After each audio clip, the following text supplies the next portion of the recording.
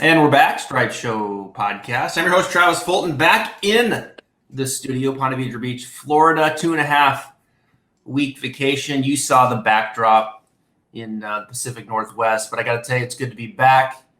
It's good to drop the kids off at camp. Peace, silence, some normalcy as we get back into the groove of things here on the podcast. And joining me this week on a Monday, here sponsored by Skillest, one of the top young teachers in the game, just down the road from me, Orlando Celebration. I've been there many times, and he's John Montgomery III. John, thanks for joining me, my man. No, thank you for having me, Travis. It's when I had the chance to get on the show, I was like, of course. Yeah. Yeah, well, I appreciate it, and I know you're doing some good things down there. I know you're teaching a lot of people in person. Orlando, that's we know is one of the meccas of golf, and it's junior camp season. A lot of young players, I would imagine, coming through. But you're also doing a lot of online lessons through the Skillest app. We've got some swings here that we're going to look at. But John, I get the question a lot: do online lessons work? And my answer is, well, of course they work, right? I'm going to give you great info. I'm going to put it in the right order, and I'm going to tell you exactly what I want you to do. How do you see it? Yeah, that same way. I think it's just a communication, right? Like if we can have a clear understanding of what we're supposed to be doing, then it definitely works. I've had a lot of good success with it. And like I said, we just try to communicate as good as you can, like exactly what they're supposed to be doing, how they're practicing, how often, and we try to kind of lay that out at the beginning.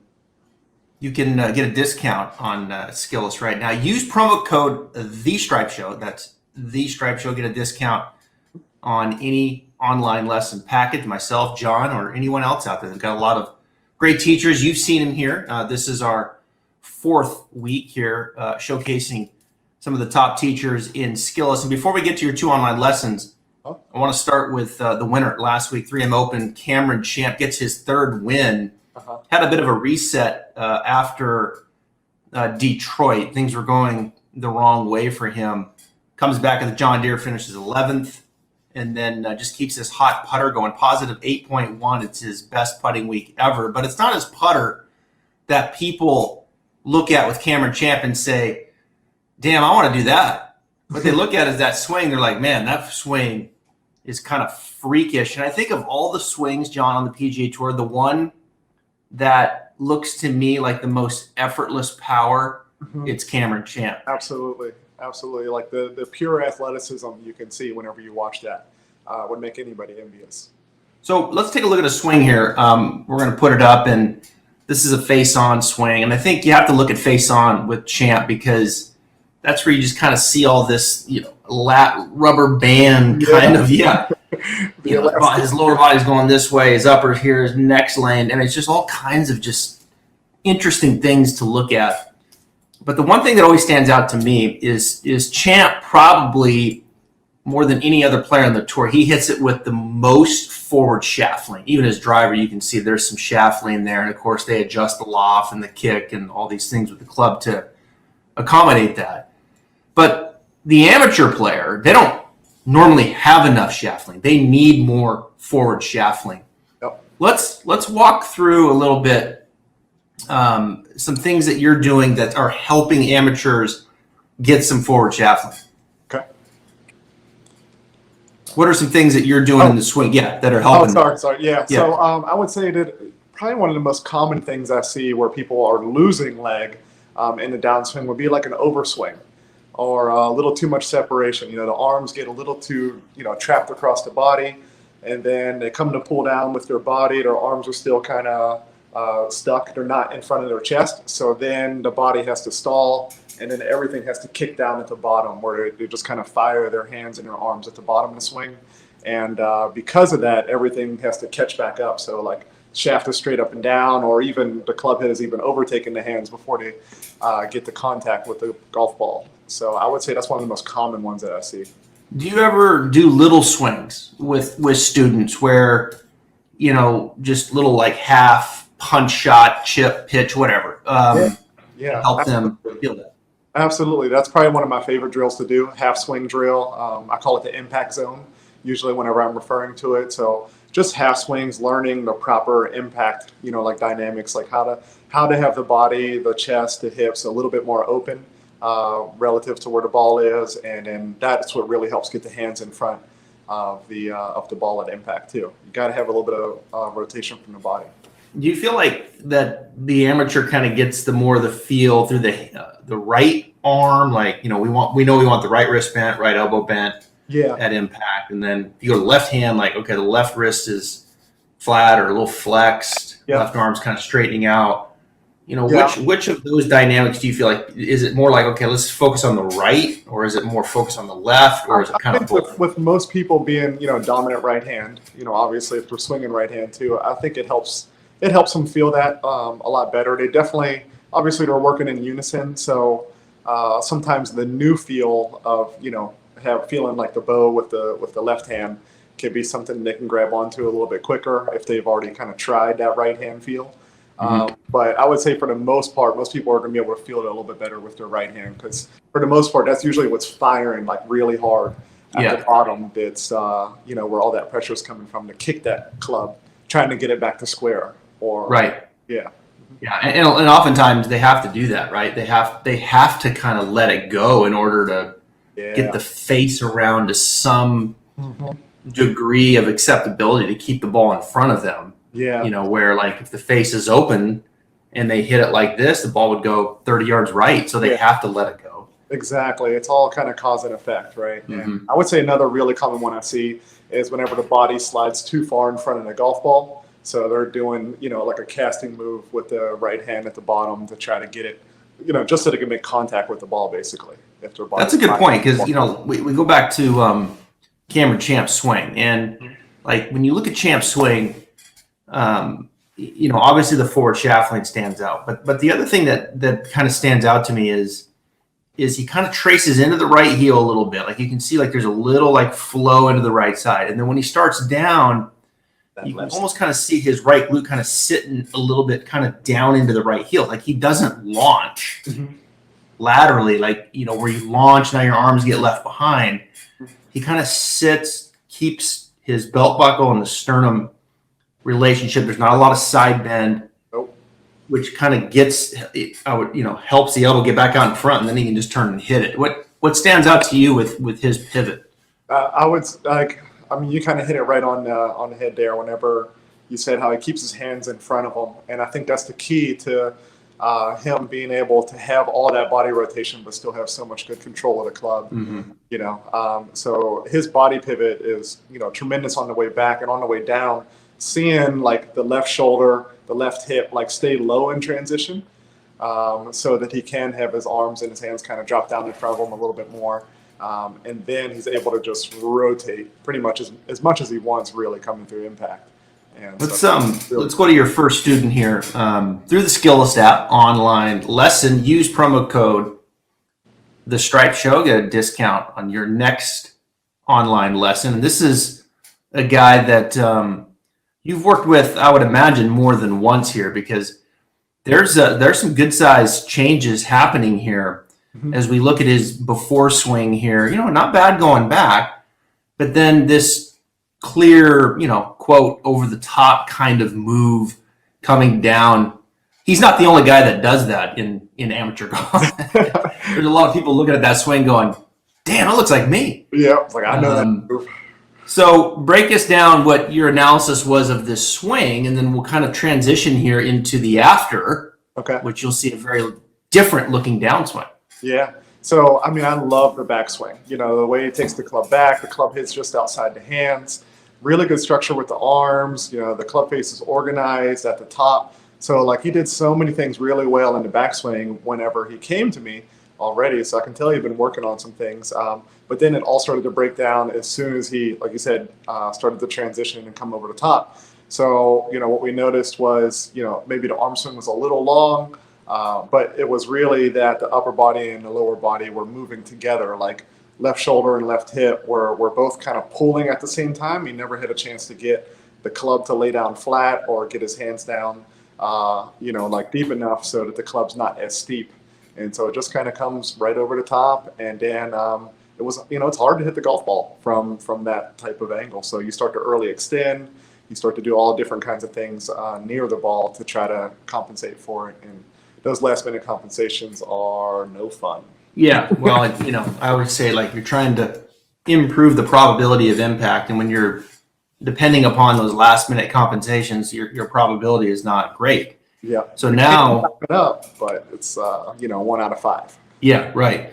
So we kind of transition here to the after now, and here comes a guy now that looks very different coming down. Was the focus? So you said you kind of shortened it up a little bit at the top. Yeah, yeah. And then what are some specific things you did here to get this shaft to come more from the inside? We made sure he had a little bit more depth at the top of the swing, so a little bit more lead arm depth, a little bit more hand depth. If you draw a line from the butt of the club straight down at the top of the swing, we got that line a little bit closer to the heel, so that he can still have that kind of pull with his hands towards the golf ball and get the club to shallow, but it's working, on a much different plane because of the depth. So once we shortened in the backswing too, he also had the opportunity to have that lower body start to downswing and have that sequence work a little bit better. So, just the dynamics creating speed was a lot easier. And you can see there how he's hitting a nice little draw from that. So still working on a little bit of like the early extension, but all that stuff will kind of work itself out as he keeps delivering the club from a better position in the top. So it was more body related, like it was, let the lower have some shift, but the upper didn't go as far forward with it. Yeah, a little bit of separation from the top, having the hips kind of start to swing. And then, again, since he already had the depth, the hand path has a chance to work out still, like down towards the golf ball, which will shallow the shaft a little bit for him. And he'll be in a much better delivery position, coming down into the golf ball. Is there ever a time where like the pivot looks as far as like this shallowing? Because I always tell people like when you look at the club falling and you get that shaft, the club head kind of falling back behind the hands, and now the shaft kind of gets, lays down in that right forearm area somewhere. You're in such a good position now. The probability is much greater for you as far as what's going to happen. It may not be in the first 3 or 4 swings, but it will be as you continue to do that. Things will start to accommodate. Is there ever a time where you're kind of getting in there and changing? Let's say the pivot's better, but it's pretty good. But then there's this arms and hands that maybe you need to reorganize to help shallow the club. Yeah, absolutely. That feeling of letting, like you said, letting the club head kind of fall behind you, having this kind of movement with the left wrist, a little bit of flexion and a downswing. And just trying to get that thing to lay down a little bit further behind them, getting that center of mass to drop down behind them. So that's definitely a big one. A little bit of external rotation from the shoulder, getting that right elbow to kind of drive a little bit more. There's a couple different ways to get that feeling of getting that shaft to lay down a little bit flatter in the transition. And I think it all, in a big part of it is the top of the backswing too, making sure that the top of the backswing is organized to allow a shallowing of the shaft. So I like to see the club center of mass a little bit higher above the hands at the top, so that when he does pull his hands down, that shaft kind of reorganizes with that force line. Yeah, that's a good point. And it's a good segue into our second student here that you teach online via the Skills app, because the backswing in this particular example is not as good. It's not as organized, where he's not in position to shallow the shaft. In fact, he's in a position to steepen the shaft, and then which makes things a little bit more complicated. So as we pull up lesson number 2 here, take us through what's happening in this backswing and then the net result coming down. Yeah, so you can see like right from the takeaway, there's an immediate roll of the forearms and the hands, and it's really getting that club face open as it goes back. So the club face lays flat. There's not much hinge, so the club is working pretty low and around him on the backswing. And then as it gets up to the top, it gets in even more of kind of laid off position. So then as soon as he comes down, the club shaft just gets thrown right back over the top, kind of. And then, coming in with that steep of a shaft, you can see, hitting the ground, really slamming that club into the ground because of that. So contact was an issue.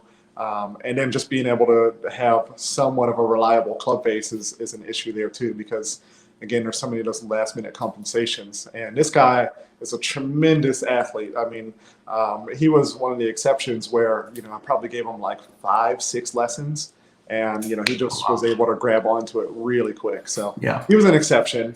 Most people don't grab onto things that fast, but it was a pleasure working with that guy. So as you clean up this backswing now, and we put up the after, you can see a very different looking backswing. The club head now much more out in front of him. The club face definitely more closed than it was, and now the shaft not as laid off, going back to the top, which sets the stage for the shaft to now shallow back out. Yep. So all this sequence of events starts to change, just really based off of this very first move in the backswing. How did you get that more out in the face, more closed? I always kind of break down the backswing for people with, I say there's body turn and then there's wrist hinge. So getting him to hinge the club a little bit more on the takeaway, kind of got the club head going up the impact plane a little bit more. And then I also love to see that club face kind of matching the spine angle at P2 right there. So we do a lot of mirror work, I would say, is like awareness for that in order to get that feel down. And even just doing half swings was another thing that we did there, where you take it back to that second position, club parallel, get the shaft matching the spine, let it go back a little bit further, and then come down and hit it, so you can get used to that feeling of delivering the club to the ball with a way more of a close club face, and even on like the impact plane and a nice neutral path. So it's nice to start with the half ones, because you can really get that sense down, you can feel it. And if you try to do that with your full swing right away, then it's going to take a lot longer, to get that feel down. Yeah, you got that first move, and you see the before and after of this first move. I mean, in 21 years of teaching, that first move, I've seen that a million times, right? And fixing that. Yep. And I think people get, okay, the club head's got to be a little bit more out in front of me. I think the other thing that helps is it's actually working up a little bit more too. There's some upward dimension. The club head's out and up. Yeah. And it's the ultimate feel versus the real. They may feel like Matthew Wolff. Yeah. And then you show them and they're like, damn, okay.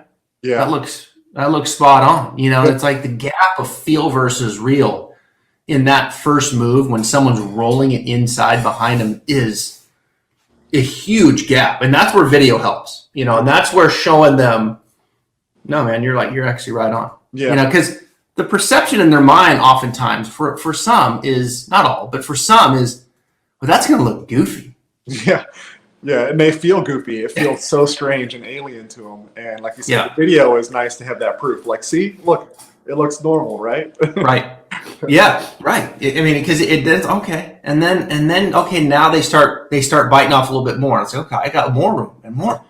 And I always say, look, I'd rather have you 8 inches club head out. I'd rather have you looking somewhat like Wolff than looking anything like that initial. Yeah, inside and rolled is that's a tough one to come back from. So did this player, as he improved that backswing, was he hitting some pulls? Because instinctively, he still wants to go this way. Then it's like, okay, wait a minute. Now if I go there, now I can turn and kind of back. So it's like a pull will kind of come into play a little bit. Was that the case? And then he was able then to eventually shift the downswing path more to the right? Yeah, absolutely. And I would say a lot of times that pull comes right before impact, because, I feel like you can change the backswing relatively fast. It's a slower movement, but changing what you do at impact is a little bit more instinctual, and that's usually what takes a little bit longer to kind of get used to. So before, since it was open and over the top, he didn't have to try to close the club face. Swinging down and left was his way of trying to get the club face square. So now that we have it in a better position, he still had a little bit of those kind of last minute movements down towards the golf ball. So again, those half swings really help kind of organize that, get used to it. I would say trusting it, trusting where the club face is a big piece, and being able to get that down. So it was definitely going left at first, and then we got him to open his body a little bit more at impact, and that helps kind of counter that, right? Yeah, this is both these are are really good. But I feel like this second guy, this pattern here, is one that's going to resonate with a lot of people. And when I'm working with people online in Skillest and I see this swing, I'll tell them, look, I want you to really get the backswing better first, and here's how I want you to do it. And then, okay, when you do that, you may hit some poles. Mm-hmm. Don't change the backswing. Just you're going to hit some poles, but eventually you're going to then want to, kind of bring it back from the inside. And here's kind of phase 2 of the lesson where here's where we're going to go, right? So it's like, okay, phase 1, let's spend the time in the backswing. And then phase 2, here's how the downswing is going to accommodate that. Yeah. Yep. And I think if you can kind of give them a little roadmap, okay, you might hit some poles, this might show up, it kind of comforts them a little bit, because what that guy can't see is he can't see the ball fading to the right. Like when he's going through this, like if he's seeing the ball with the same slice, then he knows he's probably rolling it and opening it, right? Yeah. I would say, some people are probably even happy whenever they start hitting it left, or like, wow, like this is way better than that ball slicing off the planet, That's so true. That's so true. It's like, they're like, man, I'm fine. I'll hit it 20 yards left all day before, it's like, and that's all right. Like in development for this pattern, that's what you want to see. Yeah. You just don't want to see that ball, these wipes off to the right, because they're still, rolling it to the inside. So as far as that club face control, mm-hmm. And getting that face to shut more, did you do it through the grip, or was it kind of the left hand, or was it just the picture of the face, really? Yeah, it was really like, I just kept it simple with like, get the club face to turn down. And we usually do it with like, turning the knuckles down a little bit in the backswing. So I would say a little bit of like setting the proper wrist condition, getting that thing to turn down a little bit more, adding a little bit of flexion in the takeaway, along with the hinge. So that's what kind of got that club face matching that spine angle. It's a pretty standard piece that I like to see in my golfers. I think it creates a relatively simple pattern for somebody who's just a passionate amateur, and doesn't have 10 hours a day to practice and work on their game, just make things simpler. I mean, that's just it too, right? Like he's an amateur, doesn't have a ton of time. People have kids, they have other hobbies, and it's like, I just, they're like, they just want to have the right organizations and pieces to just improve and be able to see that, things are moving the right way. The dispersion's coming in tighter. Yeah. And that's where I feel like, the backswing has value. I just, and my audience is like, oh my God, here he goes again on this rampage, And it's like the backswing for amateurs has value. I understand when I'm watching on TV, I understand Champ kind of gets it a little inside, the face rotate. Like I get the idiosyncrasies that you see. But, these guys are the most skilled players in the world. That's what I was about to say. Yeah, and these guys are hitting, a lot of shots, and they're making it work. And God bless them with the idiosyncrasies. I think it's great. And every swing has those. But for the amateur who rolls it inside, who has no depth, who has a sway, who has all of these things in the way to decrease the probability of impact, I'm just like, I started cleaning these things up for years. And it's like all of a sudden, like they can get back to the ball better. The only thing that matters is impact, Travis. So why, it's like, okay, knock yourself out with that sway. Knock yourself out with that face wide open, right? You're going to plateau quick. Yeah. Unless you're out there grinding and have all the skill. I mean, how do you see it with the backswing? I agree. Everybody, I like the whole swing your swing idea, because I came into coaching as a player. I would say most coaches do that anyways. But swinging your swing, being natural, having your own idiosyncrasies, being able to kind of make that work is definitely is a good thing. But like I said, for the amateur player, for the standard player, your life could just be so much easier if you apply some good impact principles, right? And then in order to get there and get to impact, more consistently, build a better backswing so that you don't have the club moving around as much, and you don't have to rely on your timing as much to be able to get to a good shot. You can build a better backswing so that it can be a lot easier to be consistent. Awesome. Well said. All right, here we're going to got a question here that come in from the podcast. We're going to transition here into a little short game. Okay. And this question is asking, what is the one stock shot that I should have around the greens that perhaps is the most important at, a standard golf course? Is it like the low? This question's a little all over. I'm just bringing it together here. Okay. Is it a low, medium, or high trajectory type of shot? Kind of a stock shot to build off of. Yeah, I would say, I mean, anybody whose handicap is, I would say like 15 or more, the low shot for sure. The good old bump and run, like even if you're bumping it through the rough, you're just like the margin of error is just so much smaller than if you're trying to hit like a high soft pitch shot. So you can learn to get your way around the golf course with a bump and run, even in situations that might not be ideal for it, but like you can get away with it so much easier. So if people don't have that in their game and they're comfortable with it, whether it's a 9-iron, pitching wedge, 8-iron, but just keeping the ball low, getting it on the ground a lot faster, and you could just mess up and it can work out so much better for you. And that's the game of golf, right? That's scoring better, is whenever your misses are better. So instead of trying to hit that high soft pitch, where you can chunk it and go 2 feet in front of you, or you can home run it and it goes 100 yards over the green. You could just be bumping and running even into a slope to kind of slow the ball down and get that thing, make a bogey or double at worst. Awesome. How about this one here? We'll take another one here. Okay. Putting.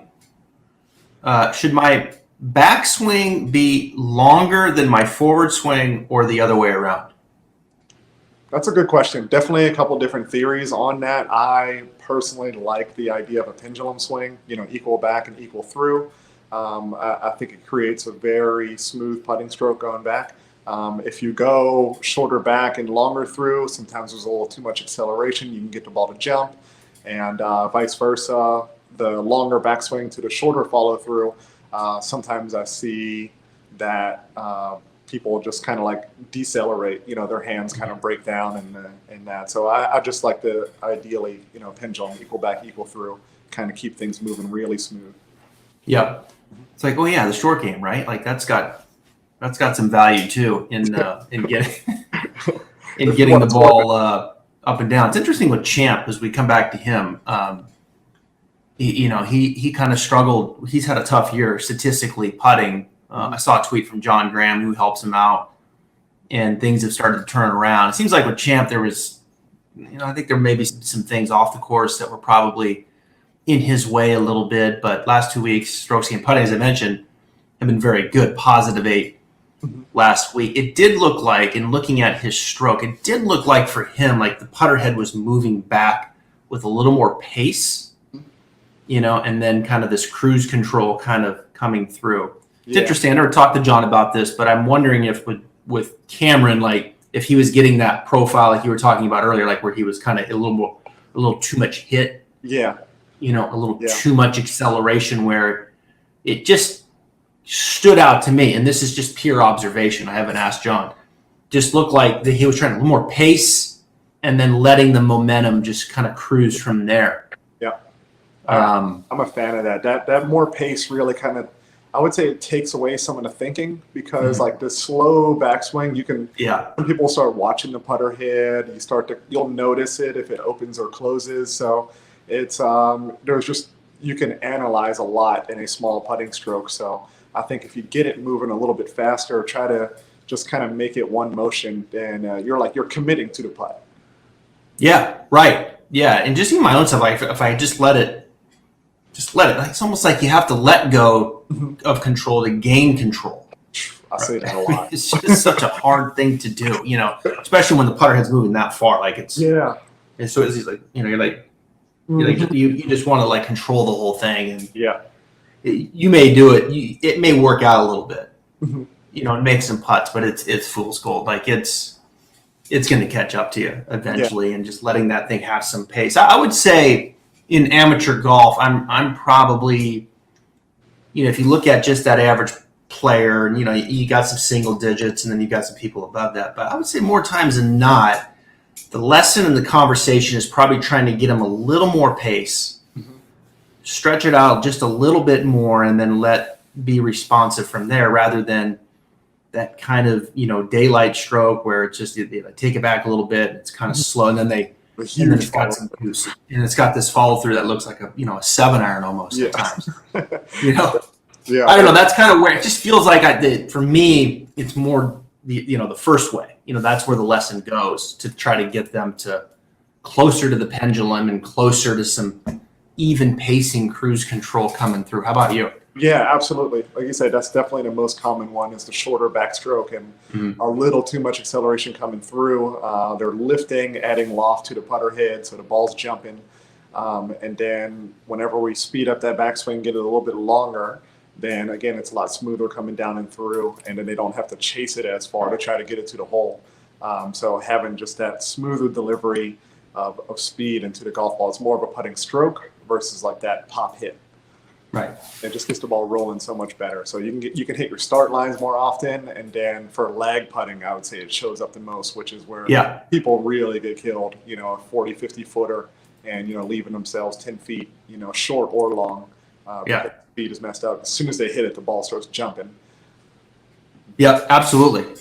Couldn't agree more. Awesome, man. This has been really good stuff, and I appreciate you coming on the podcast. John Montgomery, go follow him on Instagram, JLM_3_golf, right? Yes, sir. That's at Instagram. And go download the Skillest app. A lot of good info out there. A lot of great teachers.